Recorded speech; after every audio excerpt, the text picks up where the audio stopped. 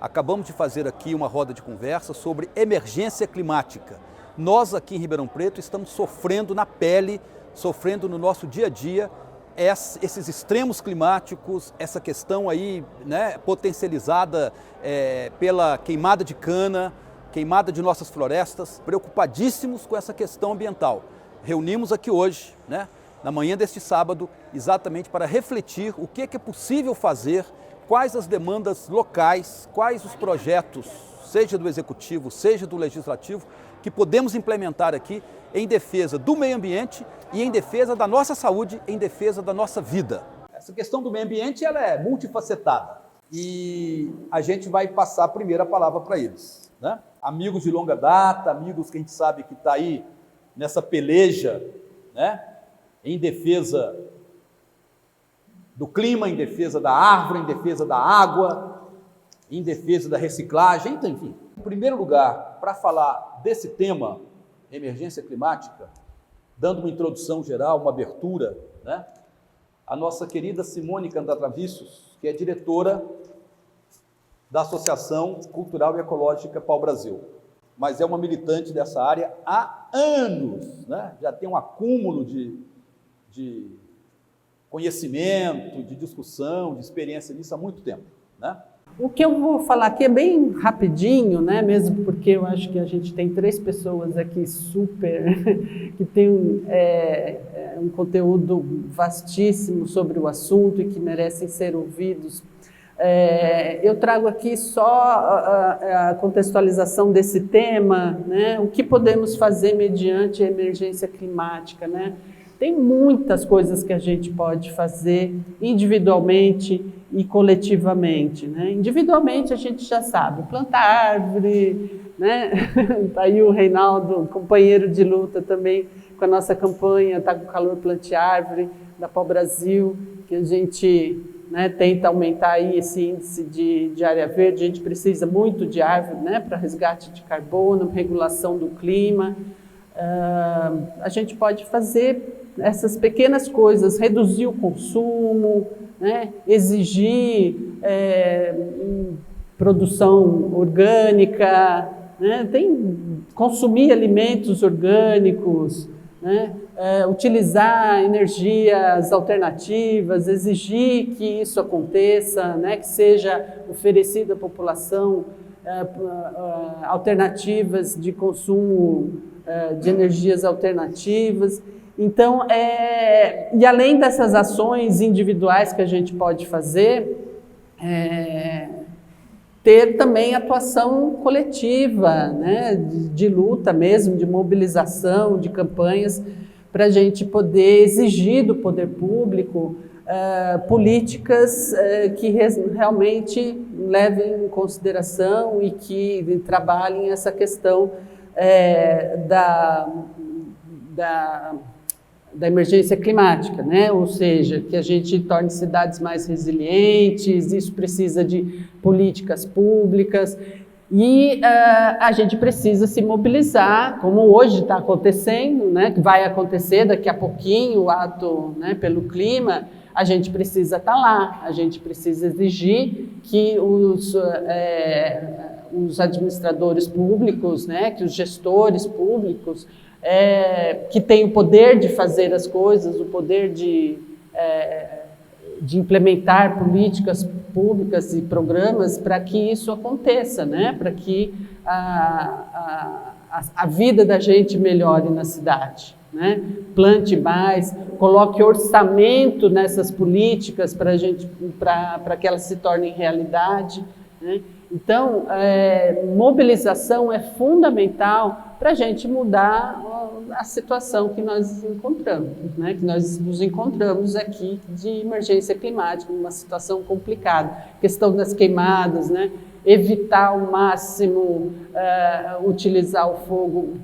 A gente vê muito isso na cidade, né? O pessoal varrendo a calçada, juntando as folhas e tacando fogo, né, nas folhinhas. queimando lixo. Isso é extremamente prejudicial, não precisa fazer isso, né? A gente pode trabalhar com compostagem, com essas folhas, a gente pode fazer hortas comunitárias, utilizar isso tudo. Tem uma imensidão de coisas que a gente pode fazer e mudar o nosso comportamento, né? É necessário, né? É necessário, a gente não pode mais ficar confortável na situação em que a gente está, né? A gente precisa mudar muito de comportamento. E mobilização é fundamental, né? E aqui, pensando, né, o que o parlamento, né, um vereador pode fazer nesse processo, é realmente, né, exigir, porque é um papel, né, do parlamentar, acompanhar, fiscalizar e o executivo, né, principalmente o orçamento. Propor emendas e exigir né, fiscalizar e exigir do executivo políticas públicas mesmo, né? Propor leis também que sejam interessantes para essa área, né? Então, isso é fundamental que isso aconteça também. E a gente participar também, estar sempre junto do parlamentar, propondo alternativas, projetos e ações para que isso aconteça. O parlamentar também pode realizar ações políticas, né? Não só propor leis, mas podem organizar, né, campanhas, pode organizar grupos que façam discussões e que façam ações efetivas nessa questão ambiental, né?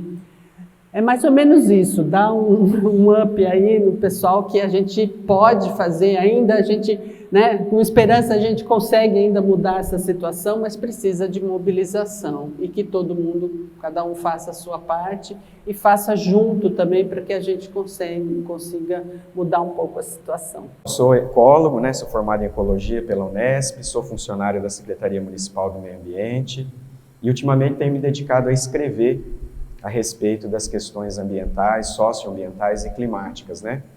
Eu tenho publicado um artigo a cada 15 dias no Tribuna, nas sextas-feiras, onde sempre eu trago uma reflexão a respeito das questões mais prementes da pauta, tanto na escala municipal, nacional e planetária. E também tenho feito poesias, e eu lancei um livro ano passado, e eu gostaria de começar a minha fala. Eu preciso de uma ajuda, Lars?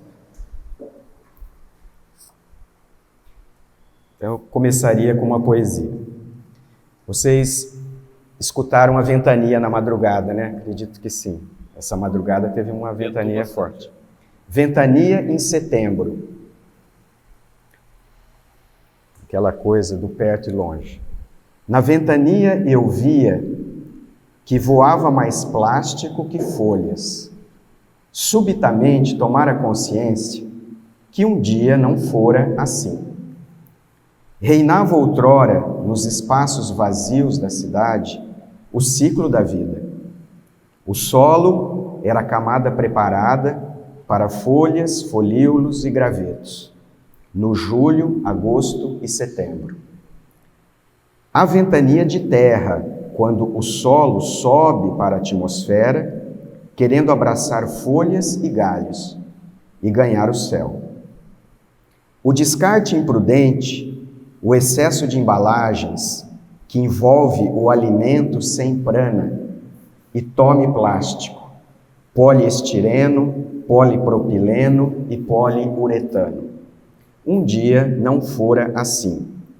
Naquela ventania eu comprovei. Não é técnica nem é lei.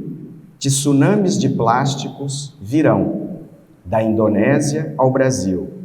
É esse poema, forte, frágil, que lhe sopra aos ouvidos. Abrace seus lixos, saiba-os, acolha-os. Caso contrário, chafurdaremos em mares de isopor. Veremos somente árvores com galhos de papel. Isso é uma...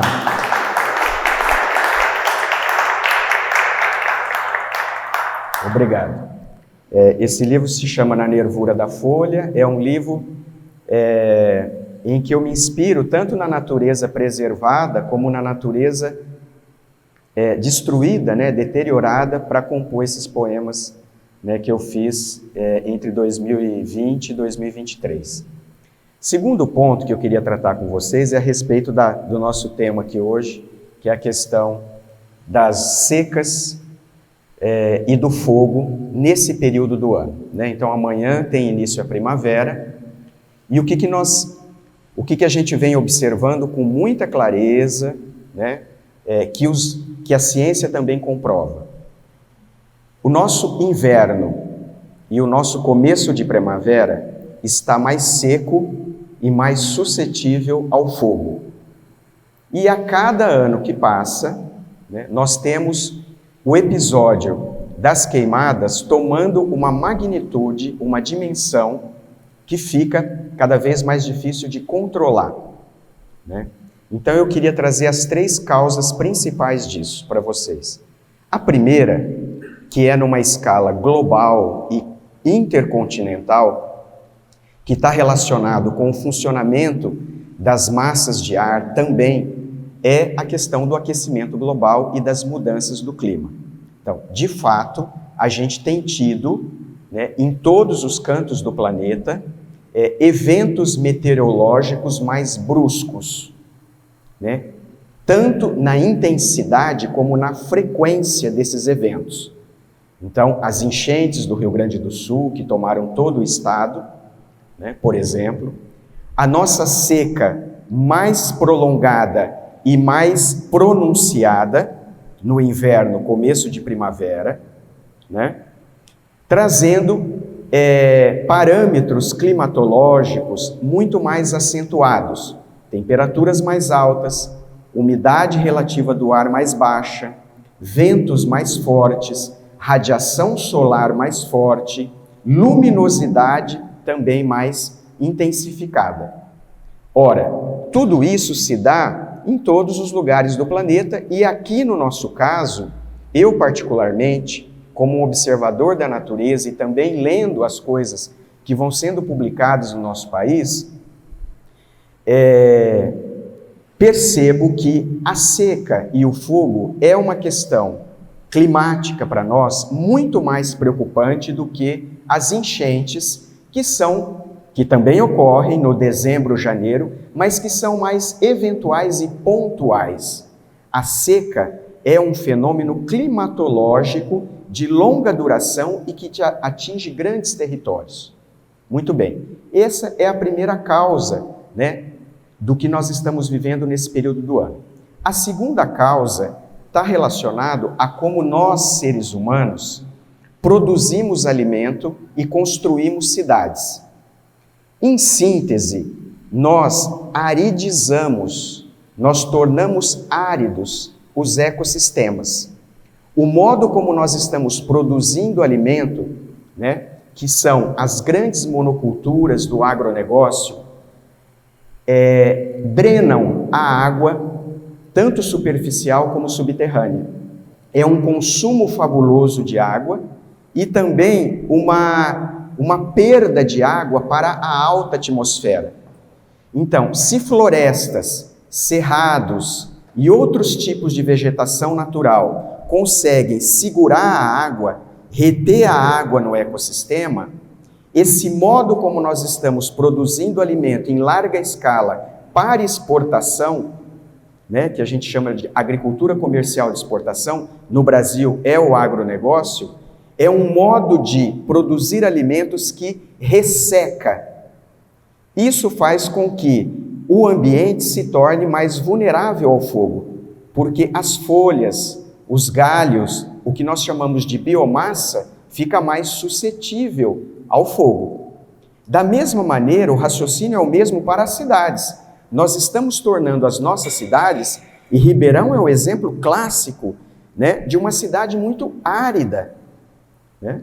Então nós estamos pavimentando demais, asfalto demais, cimento demais, edificações, né, que se propagam de um modo desenfreado na cidade, que está atrelado a interesse econômico, que é o mesmo do agronegócio, que tem a ver com né, um excesso da construção civil, né, dos interesses imobiliários na cidade, fazendo com que a terra, o solo, que é uma dádiva, né, que nós herdamos, uma herança ecológica, se torne apenas um produto, né, comercializável.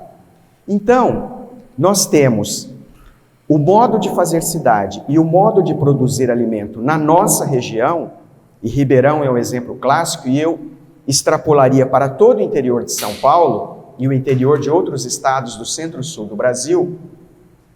Nós aridizamos, enquanto o oposto seria umidificar esses ecossistemas, manter a água na cidade e não drená-la, não ressecá-la, tá? Então essa segunda dimensão está intimamente relacionada à ação humana, que está correlacionada à primeira, porque o que causa as mudanças climáticas e o aquecimento global é o excesso de gás carbônico que nós lançamos para a atmosfera, que está relacionado também com o modo como nós consumimos combustíveis, né? E também com o modo como nós desmatamos e tornamos as nossas florestas em áreas de agricultura com uma extensão muito grande.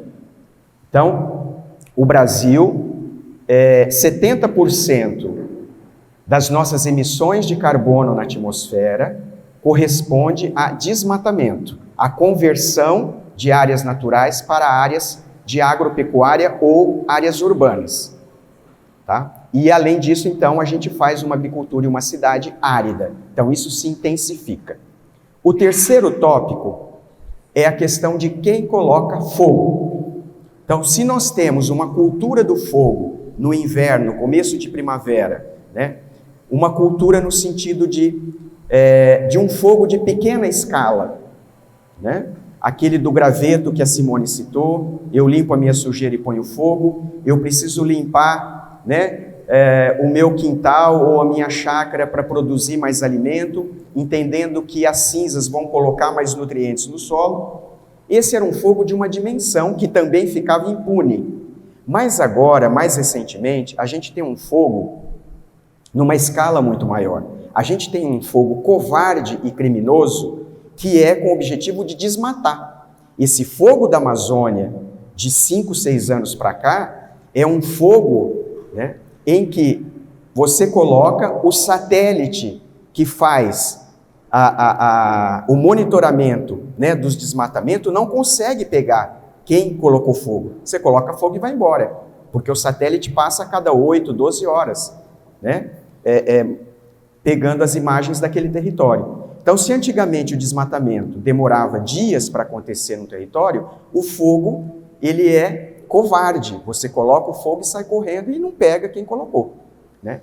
E a gente tem aqui no Brasil, tivemos um governo horrível com relação às questões ambientais e climáticas, que foi o governo anterior do Bolsonaro, onde a impunidade cresceu, né, a índices estratosféricos. Então, aquela cultura do fogo pequeno, associada a uma cultura do fogo covarde e criminoso, ganhou uma dimensão absurda. Agora, vocês imaginem isso associado à aridez da paisagem mais as mudanças do clima.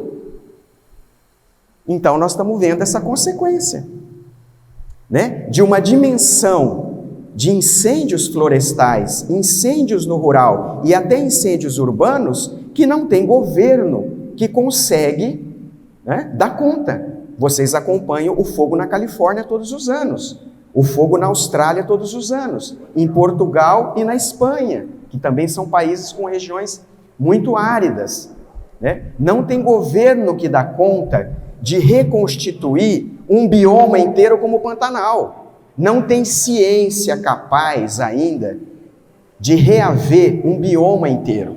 E nós estamos perdendo o Pantanal a olhos vistos nos últimos 5, 6 anos. E isso está intimamente relacionado às 3 causas que eu acabei de trazer para vocês. Muito bem, como é que a gente ataca isso?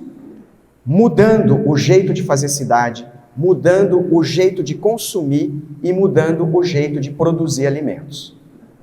Fechei a segundo tópico. O terceiro tópico é um outro assunto, mas eu quero trazer, que é um esforço que nós estamos fazendo lá na Secretaria, na Prefeitura, que é a elaboração do Plano Municipal de Áreas Verdes e Arborização Urbana. Atualmente eu estou na coordenação. É um grupo intersecretarias que envolve infraestrutura, planejamento, meio ambiente, SAERP, e nós estamos redesenhando o sistema viário para que as árvores, os pedestres e os ciclistas consigam ter mais espaço, ter mais conforto e mais segurança no seu deslocamento na cidade, com perda para o espaço do carro. Ah, Percy, isso não vai virar nunca em Ribeirão Preto. Olha, nós estamos caminhando nesse sentido no plano. Em um dado momento, eu acredito que a gente vai ter chance de colocar isso na mesa e dizer o quanto custa fazer isso. Quanto custa no orçamento, quanto custa politicamente. Mas a verdade é que nós precisamos, umidificar Ribeirão Preto. E uma das principais maneiras da gente reaver um pouco dessa umidade e diminuir um pouco a temperatura, pelo menos na escala de microclima, é arborizando, melhor a cidade, não só ao longo do sistema viário, mas também nas nossas áreas verdes e nas áreas verdes particulares, no quintal de cada um, nas chácaras, nos sítios e tudo mais. Então, a gente tem feito esse esforço, a portaria do grupo de elaboração do plano já tem quase um ano, a gente está trabalhando desde novembro do ano passado, mas eu queria trazer essa informação, de que a gente também tem feito um esforço lá dentro, que não é a prioridade, mas mesmo assim a gente tem conseguido, com alguns esforços, avançar nesse plano. Tá? Eu espero que a gente consiga, no próximo ano, ter uma abertura maior e conseguir alavancar o que as necessidades para implementar o que a gente está pensando lá. Eu acho que eu me alonguei, mas é importante trazer essas informações. Obrigado, Lages, obrigado a todos. É um grande prazer estar aqui com você, discutindo uma questão tão importante, que é a questão de sobrevivência, da nossa cidade, aliás, da humanidade, que realmente a questão do aquecimento global começou praticamente na era industrial, mas aqui no Brasil começou nos últimos 50 anos. Eu me lembro quando eu era criança, a floresta de araucária do Paraná estava inteira, a Mata Atlântica era 3 vezes maior do que é hoje, a Amazônia estava intacta, e em 50 anos o Brasil destruiu tudo isso. E a gente vê que eles, principalmente, eles falam que o Brasil é exemplo, o Brasil não é exemplo de nada. Muito pelo contrário. Agora, com as queimadas, ele passou a ser o maior emissor do mundo. Superou todos os países industriais do mundo. E comparado a nossa emissão com os países desenvolvidos, nós somos o 4º maior poluidor. E praticamente, o Percy falou em 70%, mas é mais. É praticamente 80% vem do chamado agronegócio, que se você soma as queimadas, isso é um manejo do solo, a erradicação dos mangues, nós emitimos metano ao monte, que é 10 vezes pior do que o gás carbônico, Então, a situação do Brasil é extremamente crítica. E o pior de tudo, que eles não enxergam, é que eles falam que a Amazônia é importante para o mundo. É importante para o mundo, mas a hora que acabar a Amazônia não vai chover mais na região sudeste. Isso já está acontecendo. A Índia tinha uma floresta semelhante à Amazônia e começaram a fazer o que estão fazendo, desmatando aos poucos, e a chuva não avançou mais, e essa mata acabou. Essa desapareceu lá e virou uma região árida. É o que está acontecendo hoje na Amazônia. Rios, alguém um dia sonhou, dos rios amazônicos estarem como está. Eu tive em 1975, antes, em 70 e pouco, no Projeto Rondon, o rio Acre era navegável, entrava navios no rio Acre. Hoje, mal está dando para abastecer a cidade. E assim está acontecendo na Amazônia.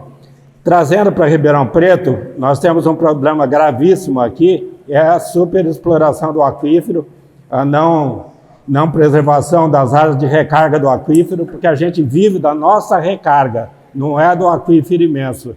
E o aquífero está secando. Ninguém se preocupa. Continuam construindo, continuam impermeabilizando o solo, né? E impedindo a recarga do aquífero, e o Rio Pardo está secando. Porque o rio não vive dele sozinho, ele vive de cada nascente, de cada córrego que chega no rio, e tudo isso foi desmatado. Quando implantaram a cana aqui, as nascentes foram todas aterradas, né? Plantaram cana até na margem do Rio Pardo. Hoje, qualquer época do ano, você atravessa o Rio Pardo a pé. A hora que secar o aquífero aqui, que nós não pudermos mais ter água, que vai ser em poucos anos, né? Nós não vamos ter água mais do Rio Pardo também. E aí como é que vai abastecer essa cidade? Então a coisa é muito urgente, muito complicada. Se não for tomada uma medida imediata, não vai ter futuro, né? Não vai ter futuro no país, nem em Ribeirão Preto, nem na região inteira. A questão da cana. Há 30 anos nós lutamos contra essa questão das queimadas, né? O Marcelo está aqui, que a gente lutou com o Ministério Público, conseguimos reduzir, conseguimos que se mecanizasse, fizeram muitas coisas. Mas a cana continua aí, eu tinha uma mata na região de Cajuru, Sampaio Moreira, inclusive que tem trabalho da USP lá, que tinha mais ou menos 1.000 hectares de mata. Hoje vai lá, não tem mais nada. Ano após ano, ela tem sido queimada. Plantaram cana no meio da mata e todo ano eles põem fogo. Uma das coisas que eu achei que pelo acordo não aconteceria mais, e eu vi lá uma notícia que a Secretaria do Meio Ambiente do Estado de São Paulo, através da CETESB, continua dando autorização para queimadas. E sabe quando foi a última autorização que esse povo deu? No dia 10 de setembro. Entrem no site da CETESB e vejam lá. Quer dizer, o governador Tarcísio veio aqui fazer demagogia barata enquanto eles estavam autorizando os caras a queimar. Então é assim que funciona, né? E o estrago que esse tal do Proálcool fez na região. Até 1975, quando foi implantado o Proálcool, Ribeirão Preto produzia 25% de todos os alimentos consumidos no Brasil. Nós tínhamos arroz lá em Orlândia, feijão, tudo, né? Aqui na região, hortifruti granjeiros que a gente abastecia, o Sergésimo de São Paulo. Hoje nós importamos todos os alimentos para produzir o tal do álcool, né? Que é uma farsa. Esse negócio de biocombustível, quem defende isso é um farsante, porque já existe um monte de trabalhos, inclusive da Unicamp, que você gasta mais energia para obter 1 litro de álcool do que você queimando.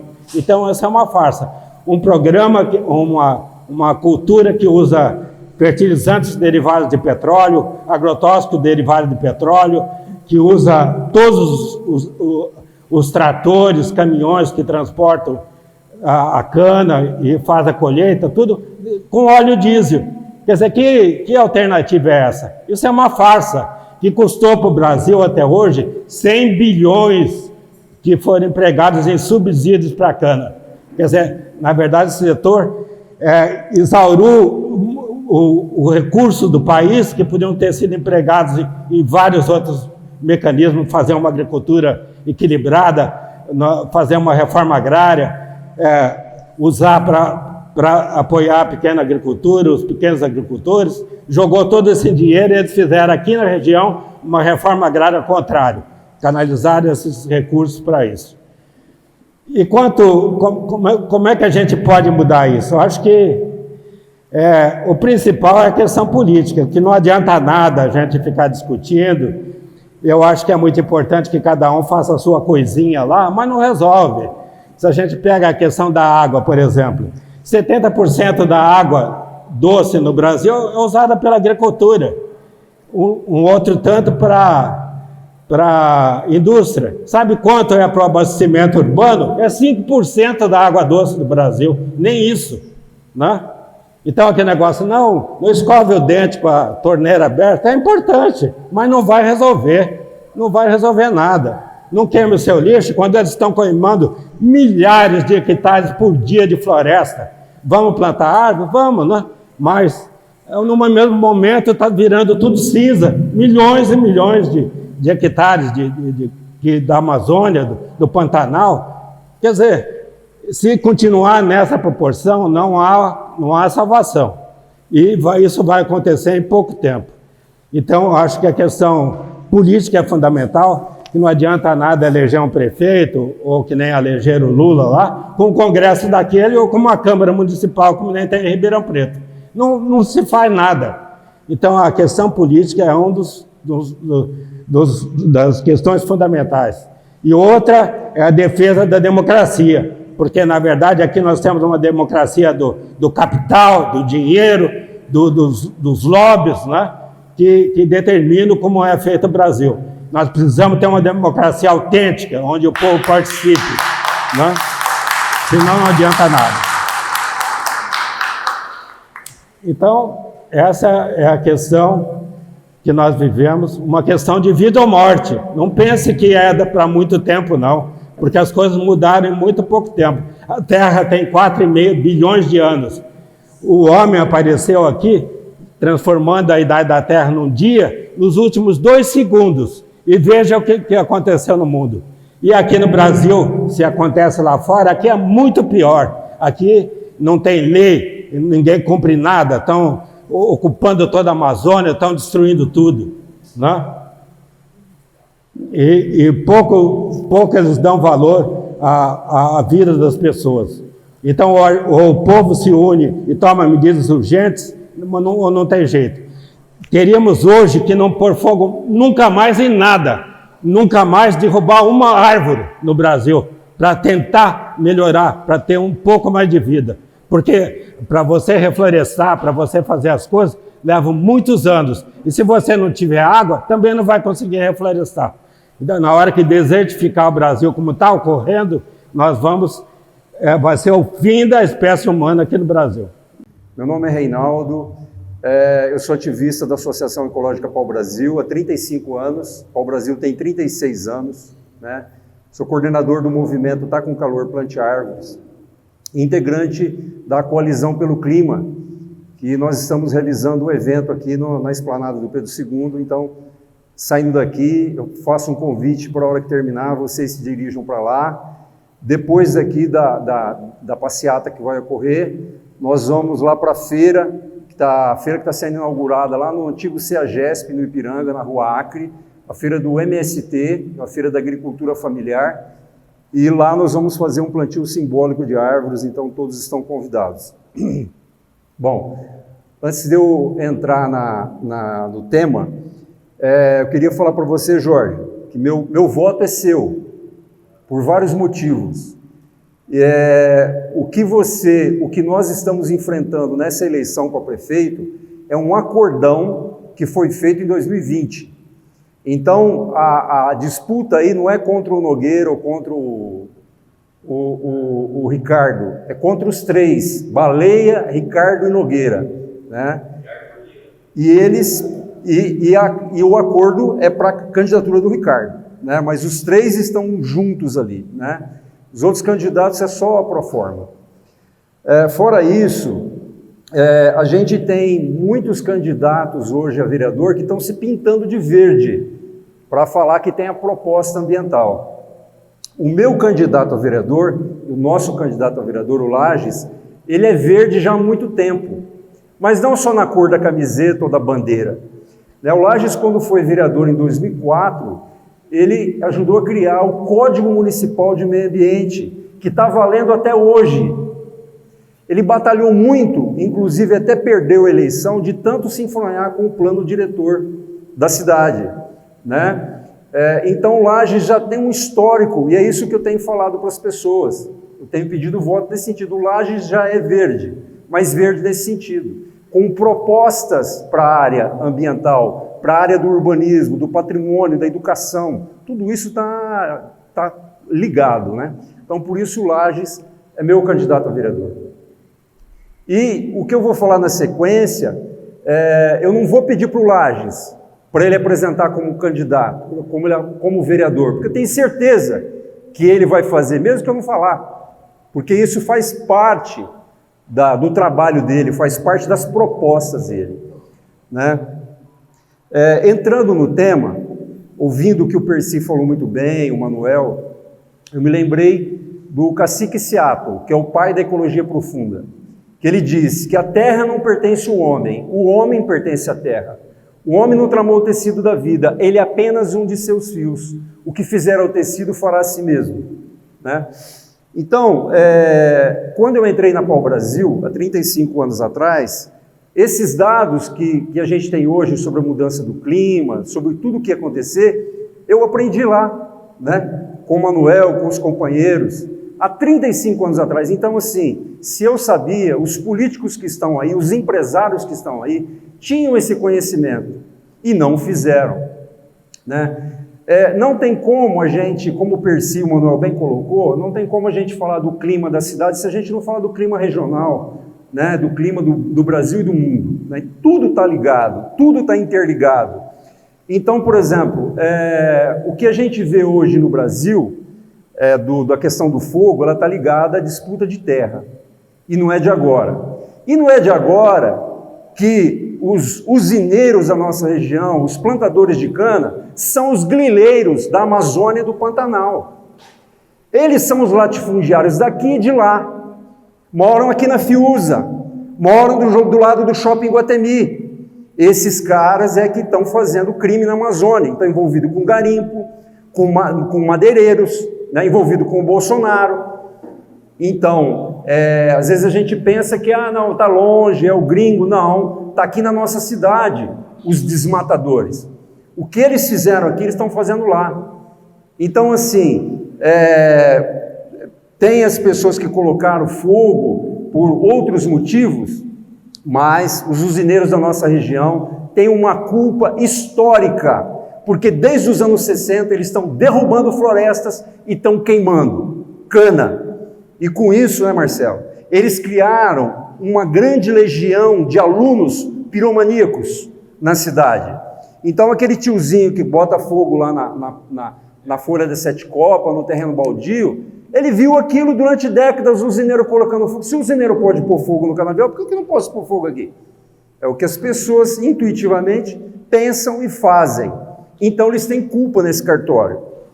E quem vai reflorestar a nossa região? Vai passar essa conta para os governos municipais, estadual e federal? Não, são os usineiros que têm que reflorestar. São os usineiros que têm que regenerar nossas matas. Essa conta não pode ser passada para o poder público, né? E aí, eles sempre alegam que como nós vamos fazer uma agricultura em larga escala, sem usar veneno, por exemplo, ou sem usar o fogo, nós temos a agrofloresta. Aquela imagem ali é de uma horta agroflorestal. Nós temos aqui na região, hoje, vários exemplos de projetos de agrofloresta. Tem, por exemplo, um que é do setor, né? Que é o Instituto Nova Era, ali em Cravinhos, Fazenda Painal, fazendo experimentos em larga escala para a agrofloresta.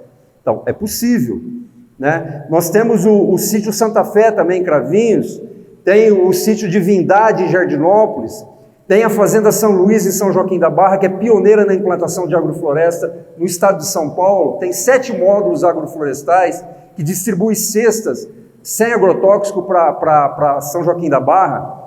E nós temos aqui em Ribeirão, né, os assentamentos, Mário Lago e Cepete Araju, que tem 85 famílias produzindo com o sistema agroflorestal, que só na pandemia distribuiu 40 toneladas de alimentos para as favelas de Ribeirão. Então, é possível ter esse contraponto a essa destruição, a essa agricultura nefasta, com a agrofloresta e a agroecologia em larga escala. Por que eu estou falando isso? Porque essa questão do fogo está intimamente ligada à produção agrícola, à produção de alimentos. 70% do alimento que chega na nossa mesa vem da agricultura familiar, não vem do agro, no agrotóxico da morte, que só produz cana, soja, milho, eucalipto, né, porco, que vai alimentar os chineses e os europeus. Aliás, a soja do Brasil alimenta não os europeus, mas os porcos dos europeus. E quanto de água se gasta para produzir 1 quilo de soja? Para produzir 1 tonelada de soja? Eu não lembro agora de cabeça, mas é muito, gente. Então, assim, nós estamos entregando um bem através da soja, que é a água, que não vai ter retorno. Quanto que nós estamos ganhando com isso? Então, a agrofloresta, a agroecologia, é um contraponto a essa destruição que está aí, porque a agrofloresta, ela regenera o solo, ela faz com que as pessoas voltem para o campo, ela recupera as nascentes, ela recupera a cultura das pessoas. Então, se eles querem um outro módulo, ali tem algumas fotos que eu coloquei, são de projetos aqui da nossa região, projetos agroflorestais que estão aqui. E outra coisa, essa última foto ali, Simone, volta por gentileza, essa foto da galera ali, a outra foto, a outra, aí, as pessoas que trabalham na agrofloresta, são felizes, trabalham com felicidade, olha lá, ó. Não tem ninguém de cara triste lá. Quem trabalha no corte da cana, ou quem trabalha matando boi, são pessoas que ficam infelizes. Eu já conversei com várias pessoas desse setor, são assim. Então a agrofloresta leva a felicidade. Bom, então assim, as duas coisas, gente, estão intimamente ligadas. A questão da nossa região é super importante. Ribeirão Preto está aqui uma região metropolitana, e Ribeirão está sendo um espelho ruim para a região. Nós temos que ser um espelho bom, nós temos que fazer uma articulação com as cidades da região para melhorar esse ambiente do entorno da cidade, porque não basta uma cidadezinha pequena criar, digamos, um plano de emergência climática se o entorno está todo destruído, todo contaminado, com veneno, água contaminada. Então, tudo ligado, temos que fazer uma relação com a nossa região. Bom, e vindo para Ribeirão, Ribeirão está se tornando uma ilha de concreto e de asfalto. O Nogueira come na mão das construtoras, assim como ele comeu na mão dos usineiros para suas campanhas políticas. Hoje as construtoras mandam em Ribeirão, né? Então, esse excesso de concreto e de asfalto faz com que a cidade fique cada vez mais quente, né? Então, é urgente a gente criar um plano de emergência climática para a cidade. A primeira coisa que eu acho que tem que fazer com o plano, não precisa pagar, como o Nogueira gosta, né? Paga uma fortuna para os planos e depois não executa. Mas a primeira coisa, antes do plano ficar pronto, é investir na defesa civil, com equipamentos, contratar pessoas, para que, não esperar dar uma enchente em Ribeirão ou pegar fogo em algum lugar, já ter mais pessoas para poder acudir. Isso, na minha opinião, é a primeira coisa. Depois, os outros itens do plano de emergência climática. Esse tema, ele perpassa a questão do vereador e do prefeito, né? Porque vai depender muito do prefeito para executar isso. O vereador vai elaborar, vai sugerir, vai fiscalizar, mas quem vai ter que implantar é a prefeitura. Bom, uma outra coisa que a gente sugere é justamente o Plano Municipal Diretor de Arborização Urbana. A Tá com Calor Plante Árvore surgiu em 2012. Desde 2012 a gente vem exigindo a implantação do plano. No governo da Megera Darcy, nós lançamos uma petição pública também exigindo, mas aí ela foi afastada e nós tivemos que recuar com o plano. Voltamos agora na gestão do Exterminador do Futuro, do Nogueira, né? Voltamos, temos quase 6.000 assinaturas e ficamos extremamente felizes que foi criada a comissão, muito por força do Persídio e os outros amigos super competentes que tem na administração, não por vontade do Exterminador do Futuro, que o Nogueira só nesses 8 anos, ele só derrubou árvores na cidade, e as árvores de grande porte, que podem fazer frente à mudança climática. O Nogueira destruiu, não plantou, né? Aliás, hoje ele está plantando, ele foi plantar numa área que a gente cuida há 20 anos, na margem do Córrego Ribeirão, lá no Delbux. Ontem lá tinha uma empresa plantando árvore, agora de manhã ele está indo lá fazer foto. Foi lá fazer foto, foi plantar justamente no quintal que a gente cuida, fazer graça com a gente. Então, é extremamente importante implantar o Plano Diretor de Arborização Urbana. Por quê? A primeira coisa do plano, ele vai fazer com que a prefeitura tenha recursos, tenha verba para investir na arborização. Vou dar um outro exemplo. Em setembro do ano passado, quando nós fizemos uma manifestação forte com o Nogueira, quando ele foi querer inaugurar, ele tinha feito uma derrubada de árvores na Francisco Junqueira, e aí foi inaugurar lá o túnel, né? Na semana seguinte, que era a Semana da Árvore, ele foi plantar umas árvores na Zona Leste, mas a prefeitura não tem um perfurador. O perfurador que ele usou é de um companheiro nosso, do nosso movimento, que emprestou naquele dia, era o secretário Laurindo, emprestou para a prefeitura para ir lá furar. E um perfurador custa aí quanto, hein? Uns 80 mil reais? Não, o perfurador deve estar uns 3 mil reais. Bom, então o plano vai fazer com que tenha verba para comprar equipamentos, contratar pessoas, treinar, ter dinheiro para comprar árvores e implantar a arborização decente. Vai fazer com que as secretarias conversem entre si sobre a arborização. É inadmissível a Secretaria do Meio Ambiente não conversar com a saúde, não conversar com a cultura e não criar um plano juntos sobre a arborização. O plano vai fazer com que isso exista. E vai fazer também com que tenha um plano de educação ambiental focado na árvore, né? Então, um outro... quem está controlando o tempo aí me dá um toque, hein? Já deu? Então, assim, é super importante, né? Todo mundo sabe, cuidar da área de recarga do aquífero Guarani, né? Tem uma expansão já urbana acontecendo já há um tempo. A Megera Darcy liberou geral na época, né? Mas precisa criar mecanismos de controle da Zona Leste para preservar a área de recarga do aquífero Guarani. Então, Lages, são esses pontos que eu queria destacar aqui para a nossa reflexão e espero, mesmo que você seja eleito, para que isso aconteça junto com o Jorge, né? Que a gente consiga implementar essas políticas ambientais na cidade, extremamente importantes, por tudo que está acontecendo, né? Por tudo que já aconteceu. Muito obrigado. Aqui é uma alegria muito grande e aceitei o convite, primeiro porque eu sou eleitor do Lages. E evidentemente que eu tenho a obrigação, como eleitor do Lages, de estar aqui, né? Apoiando, né, o Lages, que foi um grande vereador em Ribeirão Preto.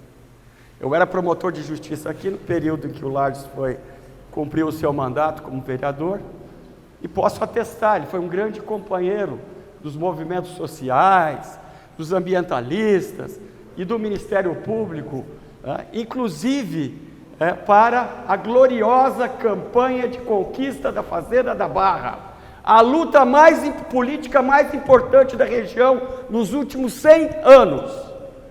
Enfrentamos os latifundiários, queimadores de cana, degradadores do meio ambiente, aterradores de nascentes, que colocam fogo nas matas e nos matos.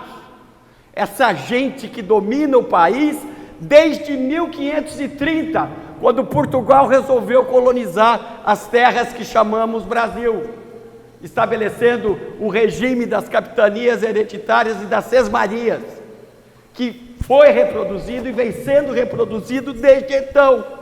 5 séculos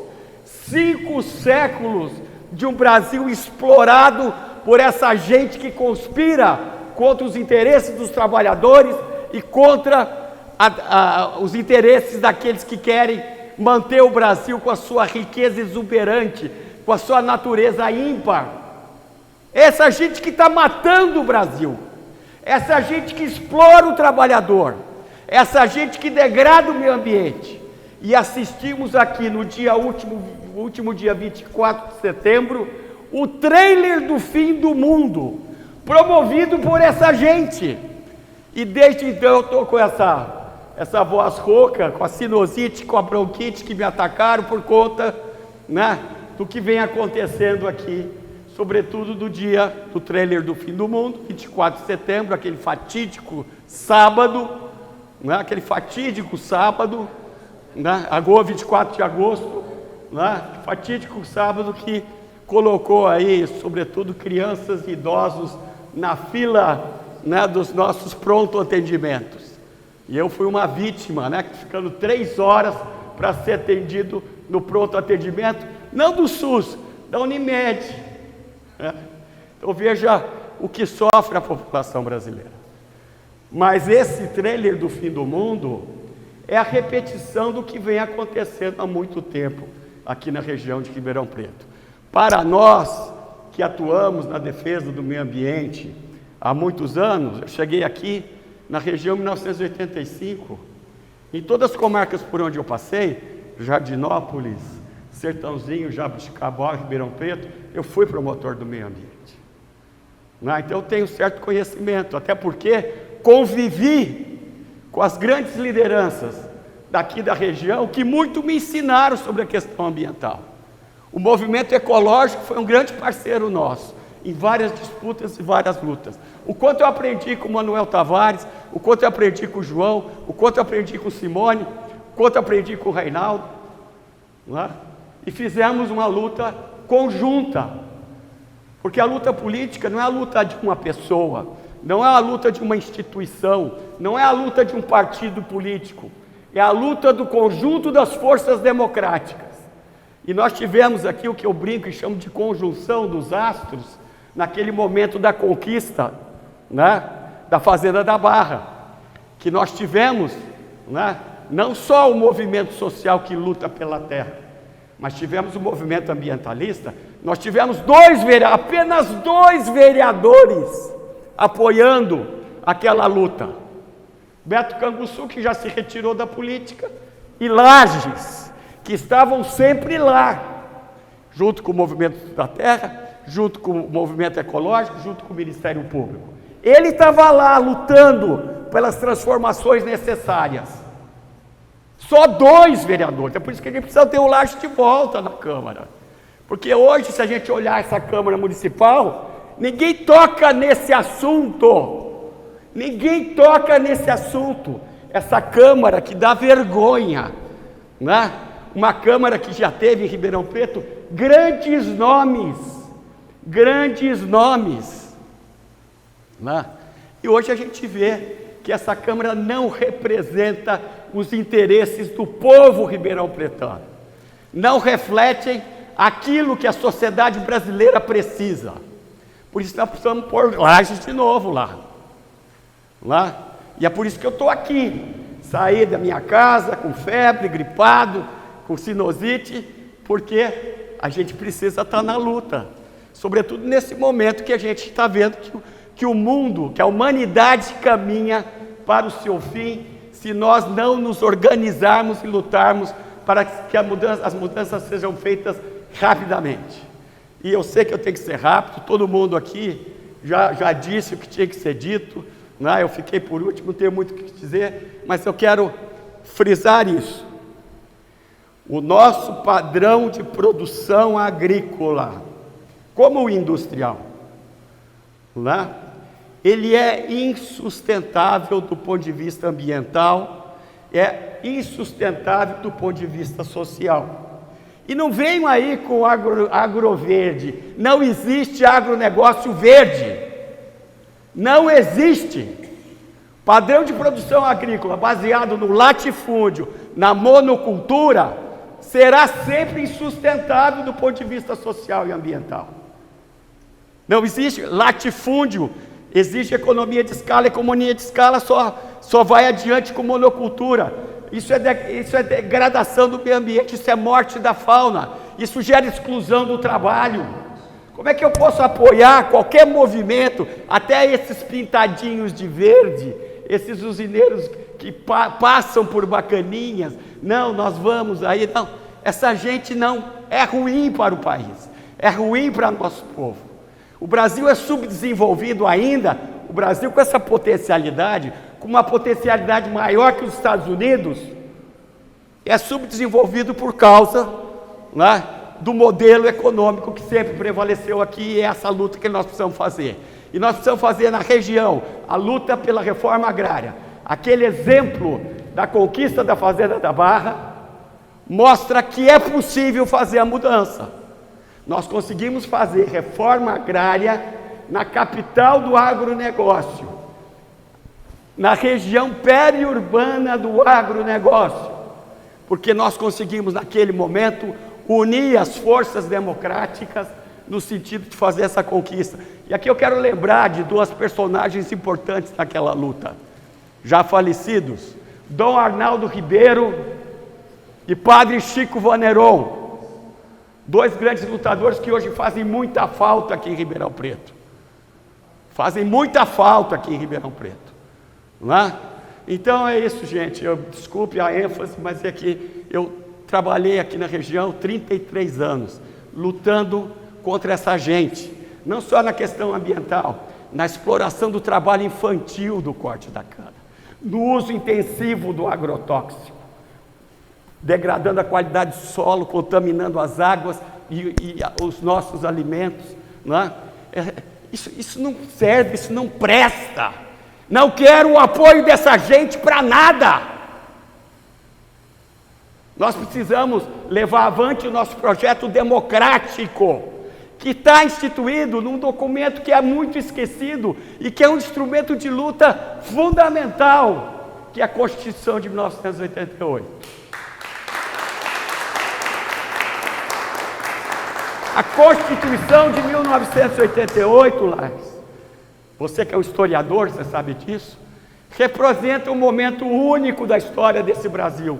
Foi o único momento da história do Brasil em que houve um equilíbrio entre as forças progressistas e conservadoras. As forças progressistas mobilizadas pela luta contra a ditadura, pela campanha das diretas já, enfim, por aquele todo movimento pela democratização do Brasil, e que no momento constituinte participou ativamente da elaboração da Constituição. A Constituição não é fruto do trabalho dos deputados e senadores constituintes. Essa Constituição é fruto da articulação política, das emendas populares e do povo que tomou conta do Congresso no período de elaboração da Constituição.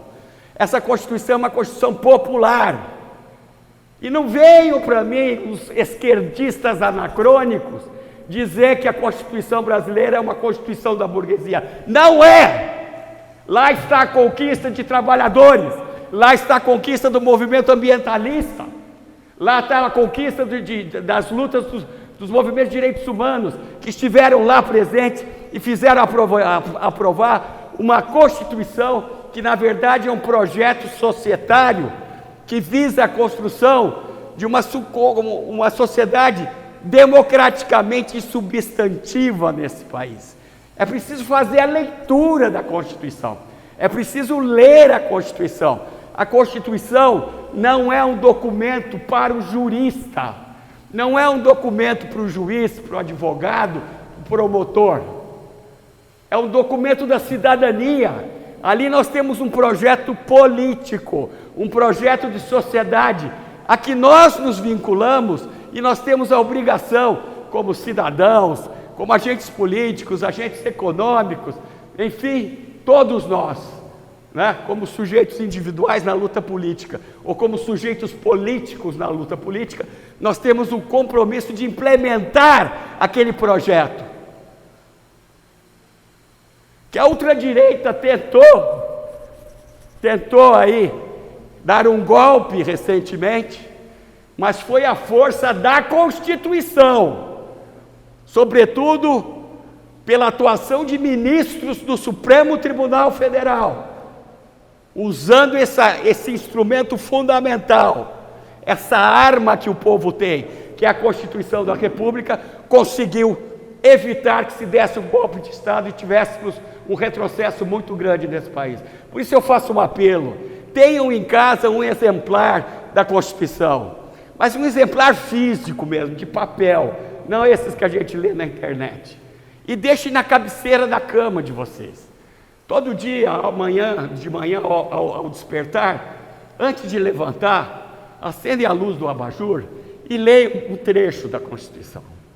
Ao deitar-se, por favor, vão lá, antes de desligar a luz do abajur para começar aquele sono gostoso, leiam um trechinho da Constituição. Vocês vão ver, né, que bonita essa Constituição.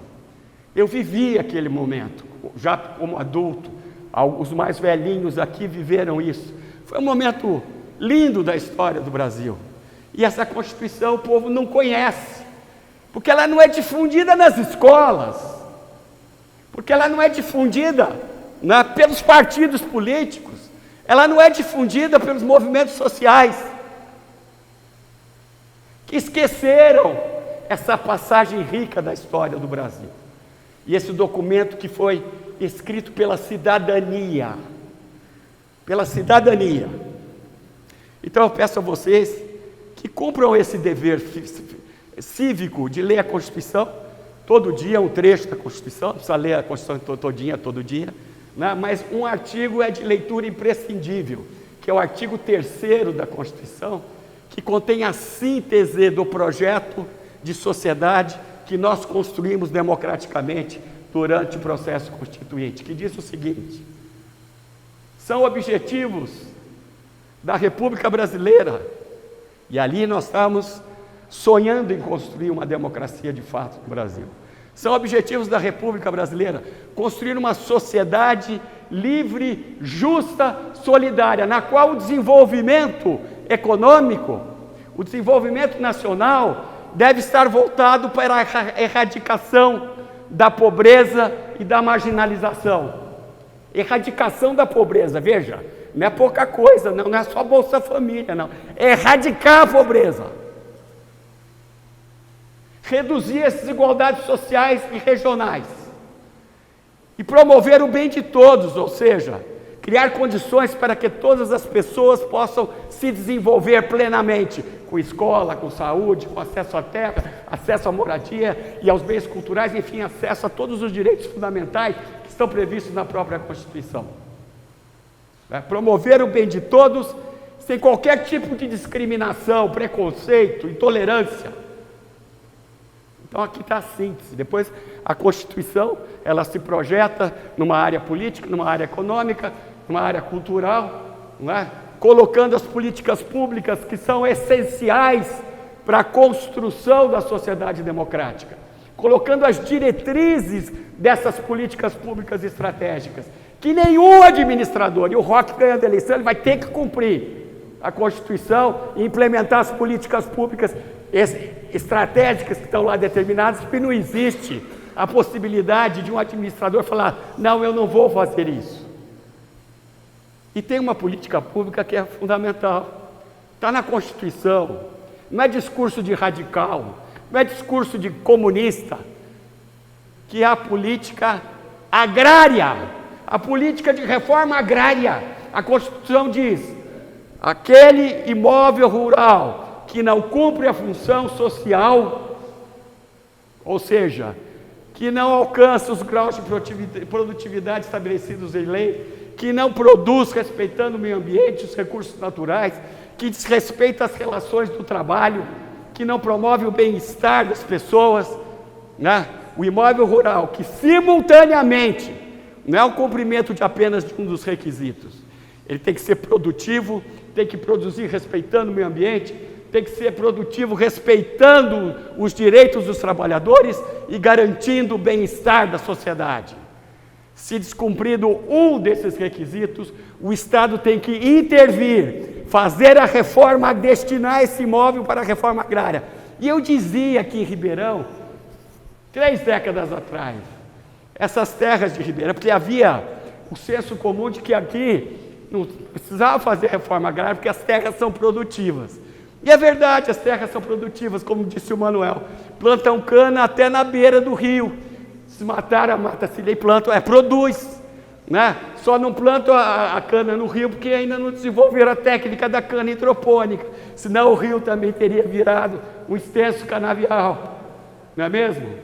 Mas se a gente sobrevoar e verificar que elas estão lá repletas de cana, estão produzindo, né, a cana para o açúcar impurão, vocês vão verificar que ao mesmo tempo estão queimando, estão usando o agrotóxico, estão explorando a mão de obra ou descartando a mão de obra. Hoje nem mais é a exploração da mão de obra, é o descarte da mão de obra. Não é? É a total negação do trabalho humano. Não é? E essas terras, eu dizia lá, essas terras, embora produtivas, elas descumprem os outros requisitos da função social. Portanto, todas as terras da região de Ribeirão Preto são suscetíveis, por força da Constituição, do nosso projeto societário, a serem desapropriadas para fins de reforma agrária. Chegará um dia, gente, que isso acontecerá, né? E para isso nós precisamos ter gente boa nas câmaras, nos governos, né? Como vocês que estão aqui, e que a gente está junto para levar avante essa luta. Velho de guerra já, mas disposto a conduzir com vocês essa luta. Lages, vereador, Jorge, prefeito, né? E a luta continua. Contra o agronegócio sempre. Não aceitem esse disfarce que eles se pintam de verde, não, porque isso é mentira, porque o padrão continua sendo o mesmo, insustentável do ponto de vista social, insustentável do ponto de vista ambiental. A luta, gente.